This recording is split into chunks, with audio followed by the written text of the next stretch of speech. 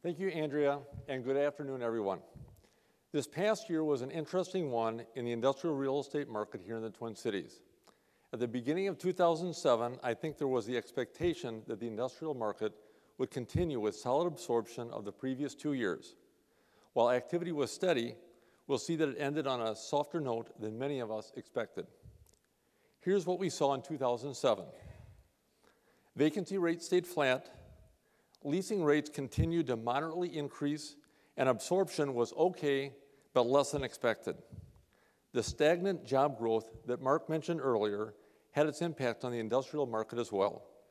It led to an overall vacancy rate in 2007 of 10.6%. This is essentially flat from 2006. To put the Minneapolis-St. Paul market in a national context, here's a chart showing vacancies in the top 55 U.S. markets. You see that the Minneapolis-St. Paul market had the 8th highest vacancy in these markets.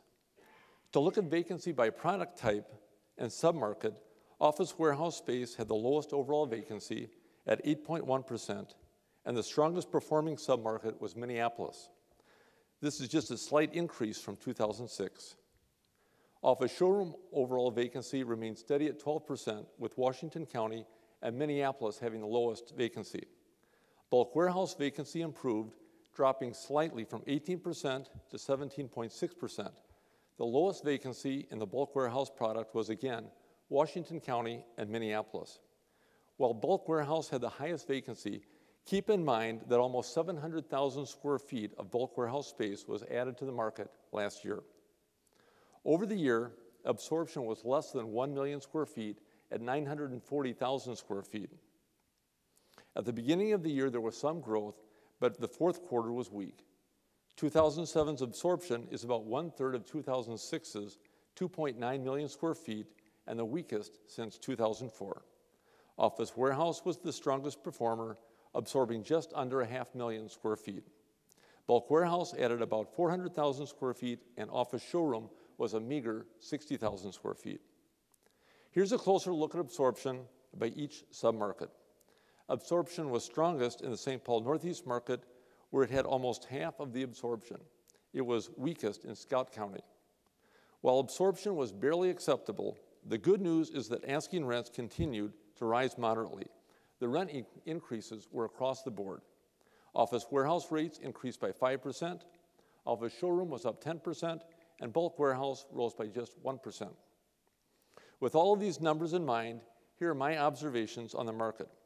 First, manufacturing is more than just declining in the United States. This past year, I heard a great big whooshing noise of Minnesota manufacturers moving to China, and it is not gradual. Here's an example that drove it home for me. Last summer, Colliers hosted a forum including 4 of our Fortune 500 companies. When asked if any were doing any industrial expansions in the United States, the answer across the board was a deafening no. Here's another example. A client of mine recently moved his business to China, and he is now able to create, produce, ship, and deliver his products from China to his client in 18 days. This trend impacts both the leasing and sales markets. On the leasing side, absorption is lessened. On the sales side, demand for the owner-user properties dropped. This translated into a much longer sales cycle last year. 2 years ago, industrial buildings sold in 6 to 12 months. Last year, it took 12 to 18 months or longer for some properties. Notwithstanding manufacturing, which is a national issue, the strength and appeal of the Twin Cities real estate market is its well-balanced economy. Examples of this include the food and life science industries. Here's a chart showing the decline in manufacturing jobs in Minnesota. But at the same time, here's the growth in the life sciences sector. We have large firms like St. Jude, Medtronic, 3M, Boston Scientific, and with our other small and medium-sized successful firms, and the University of Minnesota, the nation's #6 public research university, our diverse industries will continue to do well. Some real estate is getting an extreme makeover, and some is being repositioned even more dramatically. An example of the former is the just announced acquisition of the former ADC facility in Shakopee, being converted to a wholesale and retail mall. But my new favorite quote is from Pat Masha from Duke. One solution to vacancy is aggressive demolition. Thank you, Pat. An example of this was Interstate Partners' redevelopment of the former Stockyard site in South St. Paul into Bridgepoint Business Park. Another is the proposed redevelopment of the old Schmidt Brewery in St. Paul to a mixed-use project. While the Twin Cities is not a national distribution hub, distribution needs in our market will increase. A great example of this was Walgreens leasing over 300,000 square feet in Rogers.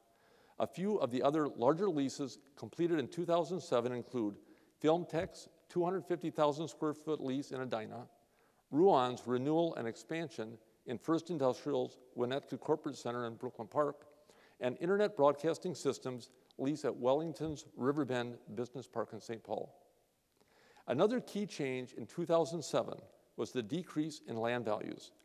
Industrial developers have followed affordable land to the edge of the metro area like Otsego, Farmington, and even Faribault. Land costs are now going down as the housing market right-sizes. This is making land cheaper by 30 to 50% from 2 years ago. This will help developers with their new development pro formas. Countering this, however, is the rapidly increasing cost of gas and worsening traffic congestion that increases labor and transportation costs. This will put a premium on locating close in. We'll see how these countering forces play out. I would like to mention a few of the developments that went up last year. Development was especially hot in the Northwest, with First Industrial's Interstate North Distribution Center, Duke's Gateway North Business Center in Otsego, Industrial Equity's Fridley Interstate Rail Distribution Center, and Opus's Park West Center in Brooklyn Park. Developments underway or proposed for 2008 include AMB's Rogers Distribution Center, Interstate Partners' Bridgepoint Business Park, and CSM's Northwest Corporate Center on 610 in Brooklyn Park. With all these trends, insights, and projects to consider, here are my predictions for 2008. Businesses will continue to be cautious. They are taking their time in making decisions and pushing for shorter-term leases.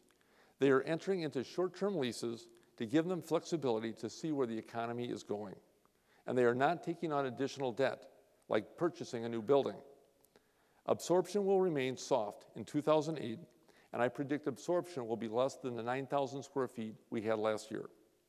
Vacancy rates will stay flat as some new projects move forward and some corporate facilities are converted to multi-tenant buildings.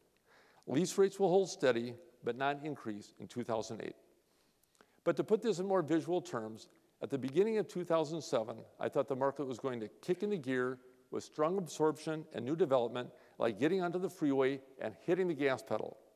By summer and fall, I started to look around and say, hey, where did all the deals go? But for 2008, I see the market as slow and steady, and the careful drivers will successfully stay on course, keeping the industrial market in balance. Thank you.